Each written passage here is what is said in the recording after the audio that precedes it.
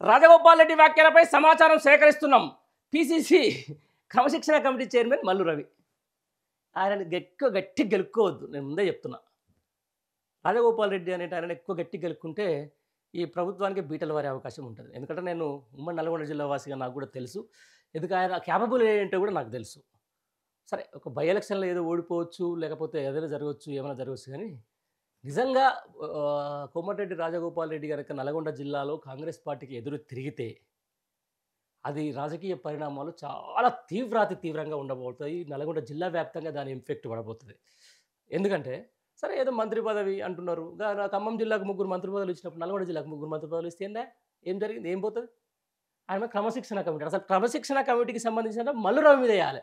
అది ఏమంటారు, ఆయన ఢిల్లీ నుంచి వచ్చుకుంటా బర్త్డే రోజు ఆయన చేసిన హంగామా, ఆయన చేసిన కార్లతోటి చేస్తున్న ర్యాలీ, ఇట్లా 2 చేతుల గనులు పట్టుకొని చేసిన కథ, ఆ తర్వాత అక్కడెక్కడో అదే నాగర్ కర్నూలు దగ్గర వేరే ఎమ్మెల్యే విషయంలో ఆయన మాట్లాడిన విధానం, ఎవరు లక్ష్మారెడ్డినా లేకపోతే జూపల్లి అనుకుంటా, జూపల్లి సమక్షంలోనే ఆయన మాట్లాడిన విధానం, అవన్నీ కూడా క్రమశిక్షణ తీసుకోవాలంటే ఫస్ట్ ఆయన మీద క్రమశిక్షణ తీసుకోవాలి.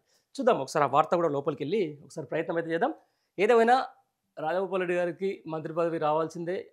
అంటే దాదాపు కాంగ్రెస్ పార్టీ ఇచ్చిన హామీ ఏమీ నెరవేర్చదు అనుకోవడంలో ఫస్ట్ ఆఫ్ ఆల్ రాజగోపాల్ రెడ్డికే అర్థమై ఉంటుంది. ఎందుకంటే ఆయనకు మంత్రి పదవి ఇస్తామని హామీ ఇచ్చారు. అక్కడ ఎవరో అనామక వ్యక్తి, భువనగిరిలో అనామక వ్యక్తిని ఈరోజు ఎంపీగా గెలిపించడంలో ఆయన పాత్ర ఎంత కీలకం అందరికీ తెలుసు. ఆయన తలుసుకుంటే అక్కడ ఓటు కాదు కదా, కనీసం ఎవరు కూడా ఆయన ఇప్పుడున్నటువంటి ఎంపీ గెలువుడు కాదు కదా, కనీసం డిపాజిట్లు కూడా రావాలని కూడా అందరికీ తెలుసు. కానీ ఏదో మంత్రి పదవి కోసమో లేకపోతే పార్టీ కోసమో ఆయన పనిచేసిండు, అక్కడ ఆయన గెలిపించిండు.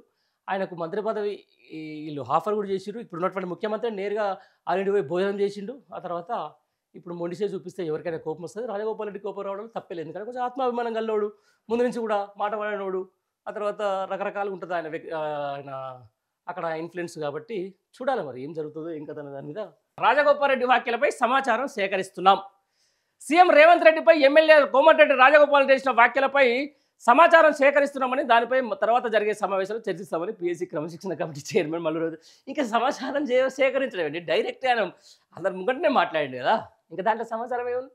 పంపించాలా? మీ నెంబర్ మల్లు రవి గారి నెంబర్ ఎవరైనా ఉంటే నేను వాట్సాప్ చేస్తాను. ఆయన ఏం మాట్లాడాడు, పదవులు పైసలు మీకేనా అని మాట్లాడాడు. తప్ప ఆయన మాట్లాడేది ఏం తప్పు ఉంది దాంట్లో? రైట్, ఇంకేముంది? చేసిన వ్యాఖ్యలు అంటే ఇంకేముంది? ఆయన అన్నది కరెక్ట్గానే ఉంది, 100% రియలైజ్. జనాలు ఏమనుకుంటున్నారు, రాజగోపాల్ రెడ్డి కూడా గదే అనుకున్నాడు. దాంట్లో సమాచారం సేకరించట, ఏం సమాచారం సేకరిస్తావు? నచ్చితేనేమో ఉంచు, లేకపోతే నువ్వే సస్పెండ్ చేయి, షోకాజ్ నోటీసులు ఇచ్చేయి. ఆదివారం గాంధీ భవన్లో ఆయన అధ్యక్షన కమిటీ సమావేశం జరిగింది. సభ్యులు శ్యామ్మోహన్, కమలాకర్, రామకృష్ణ, నిరంజన్ పాల్గొన్నారు. గజ్వేల్లో కాంగ్రెస్ ఎస్సీ విభాగం సిద్దిపేట జిల్లా అధ్యక్షుడు విజయ్ కుమార్పై డీసీసీ అధ్యక్షుడు నర్సారెడ్డి దాడి చేసిన ఘటన సమాచారం కమిటీ విచారణ జరిపింది. విజయ్ కుమార్ ఆయన అనుచరుల దాడి జరిగిన తీరును వివరించారు. నర్సారెడ్డిపై చర్యలు తీసుకోవాలని కోరారు. ఈ వివాదంపై విచారణ కోసం శ్యామ్మోహన్ కన్వీనర్గా మళ్ళీ ఇక చూడు, ఆల్రెడీ వాళ్ళు వివరణ ఇచ్చిండ్రు, మళ్ళీ ఇంకో కమిటీ కూడిన కమిటీ ఏర్పాటు చేసి 10 రోజుల్లో నివేదికాలంట. ఆల్రెడీ నివేదిక ఇచ్చిర్రు వాళ్ళు, మళ్ళీ నివేదికాలా?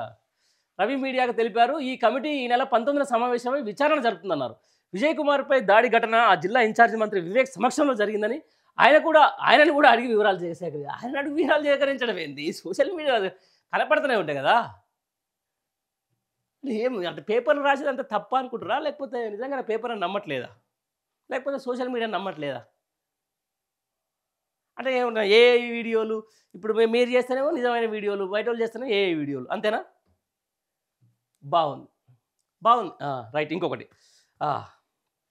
మంత్రి సురేఖ భర్త కొండమురళి వ్యాఖ్యలపై ఉమ్మడి వరంగల్ చెందిన ఎమ్మెల్యేలు అభ్యంతరాలు ఏర్పడిన వివాదంపై వారితో మాట్లాడేందుకు 3 సీనియర్ నేతలను సమన్వయకర్తలుగా నియమించాలని పిసిసి అధ్యక్షుడు మహేష్ కుమార్ గౌడ్కు కమిటీ లేఖ రాస్తుందని పేర్కొన్నారు. ఓ దేవుడా, ఇలా ఆయన మీద చర్యలు తీసుకోమని పిసిసికి లేఖ రాస్తారంట.